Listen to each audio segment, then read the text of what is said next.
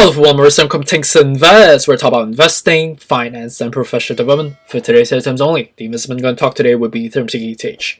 So it's my second posting as of today. Respect to recording time of 3:25 p.m. on the Eastern Time, Ethereum currently trading $3,024, down about 0.11% so far. Respect to overall crypto market is relatively normalizing, just trading on a sideways fashion. But with respect to the equity market, it seems like we have some buying pressure earlier today. Seems like the bond yield is slowly, normalizing. And also with respect to the Q3 transitional period to Q4, as you know, today's the end of September, technically. And with that affectation switching to a new quarter, driving some pressure across, obviously, hedge funds, and obviously from the hedge fund dragged to the public side of the house on, basically buying the chase, if you may. So with respect to Ethereum, with respect to news that's been percolating, basically the last 4 or 5 hours so far, I've been in just meetings throughout the day, just meeting with different people, just long day of just talking for hours. Have not stopped yet, but luckily I have my water bottle next to me and my coffee that keeps my energy up. But I'm tired. But okay. So with respect to CoinDesk 40 minutes ago, talk about Ethereum September losses were gains for its competitors. This is basically talking about with respect to the altcoin. Seems like it's outperforming, which Ethereum historically used to be an altcoin characterization, right? But seems like with respect to Solana, with respect to Cardano, and even Dogecoin as well, has outperformed by percentage-wise. Obviously in the recent time frame, not at the current states at the moment. So I would say, that characterization might be a little bit outdated, but it is applicable to a certain coins, what they're talking about. And we could see that Solana is currently up about 7.29%, XRP is up about close to 4% so far. So next one is on Decrypt 1 hour ago, TikTok to release Ethereum NFT with Lil Nas X and Gary Vee. So this is interesting. Seems like TikTok is also releasing their Ethereum NFTs in comparisons to other media platform as well, which we have been hearing a lot of activities that's been cultivating recently. So next one is talk about Ethereum game Axie Infinity rewards early players with $60 million of AXS airdrop. So it seems like this is another a type of rewards that corporate companies are gifting to their people that utilize NFTs. So this is interesting that we see another companies that doing something comparable. So next one is on Decrypt 3 hours ago. Canada gets its first multi-crypto ETF peg to both Bitcoin and Ethereum.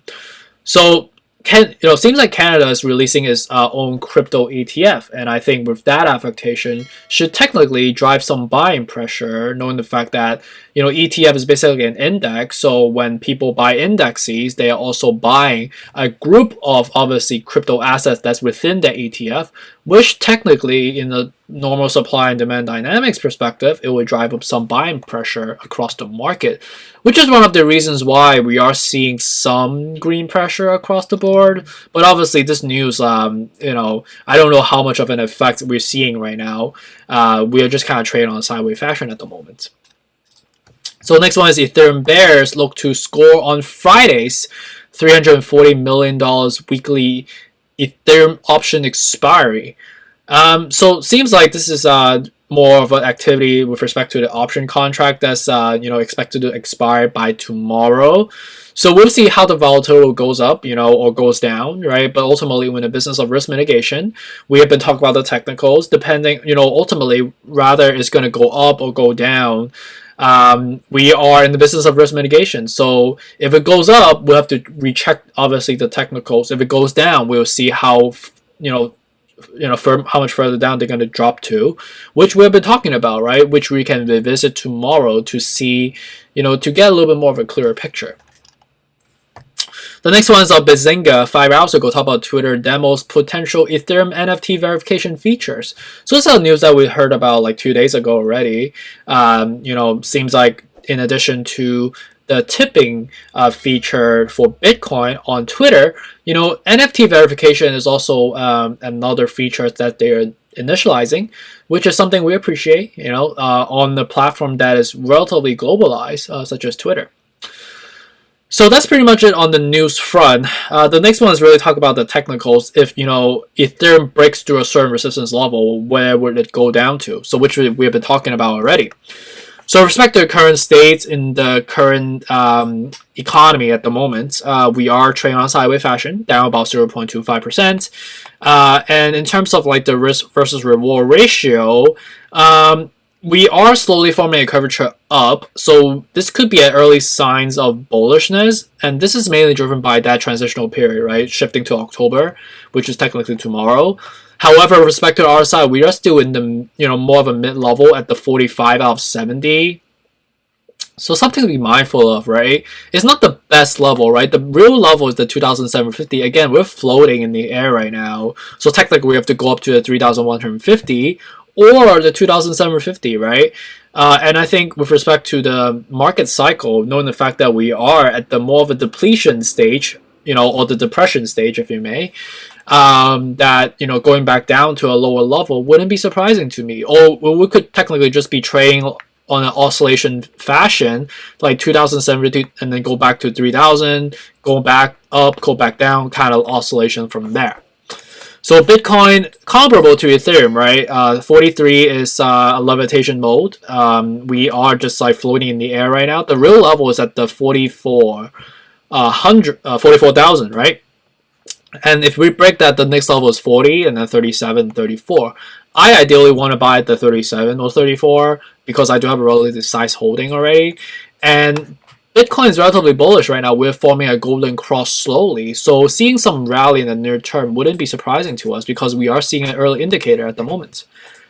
Dogecoin, we are slowly forming a cross as well. So the bullishness is coming on both Bitcoin and Dogecoin, which will subsequently drive up the whole market. So we have to see, right? However, tomorrow is a Friday, and also it's October, and also the option expire at the same time, and also on the weekend affectation. So a lot of a mixture in this stew or this soup that we're cooking right now. So ultimately, I do not have an answer because I'm not a wizard, right? Because these are quite binary in terms of how we go up, how much we go down, right? But we're going to keep looking out for the risk level to risk manage and mitigate, by dollar cost averaging wisely. So we'll keep an eye out on for it. Cardano, again, the $2 is the dip, right? If we break that, which, we can see that Cardano is still bearish technically. We are not forming any cross section yet. We're still at the 41 out of 70. So still more durations for us to go. I think the $2 is coming. And we saw that earlier today, actually. So it came true. So in case you bought the dip, congratulations to you. But I think, because of the fact that we're still bearish, I think the 187 is still very logical based on how it's set up right now. Solana is surging right now. We are basically struggling, and this is mainly driven by some of the news that's percolating for driving Solana to go up from here. But again, the risk is still relatively high because at the 51 out of 70, and the setup is still relatively bearish. It's not like we don't have a reversal yet. So again, the 113 or 114 and then the 96 would be the level of dollar cost average at. XRP with respect to the 88 would be the level to dollar cost average 78. And we are slowly forming a curvature up. However, the RSI is still like at an okay level, so it's not like perfect level, right? So 88 is still the ideal level of dollar cost average at.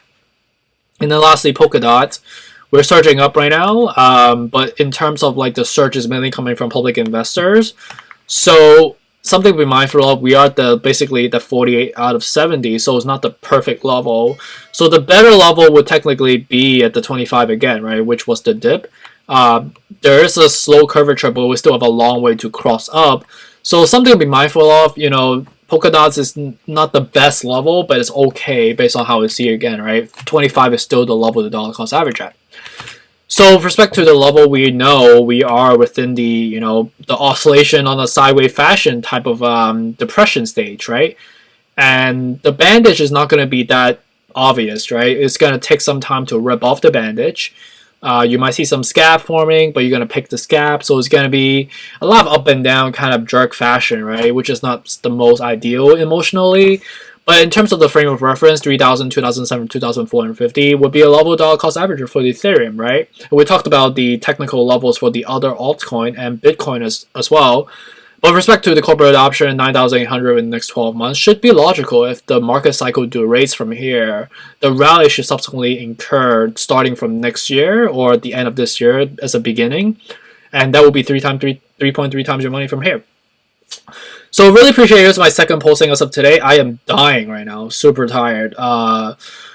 Just having Diet Coke, coffee, water, and try to speak like at a lower voice. But for me, when I'm speaking, I have to kind of enunciate and emphasize on my speech so people understand me. And I also want to make it easily digestible for people to understand what I'm saying as well.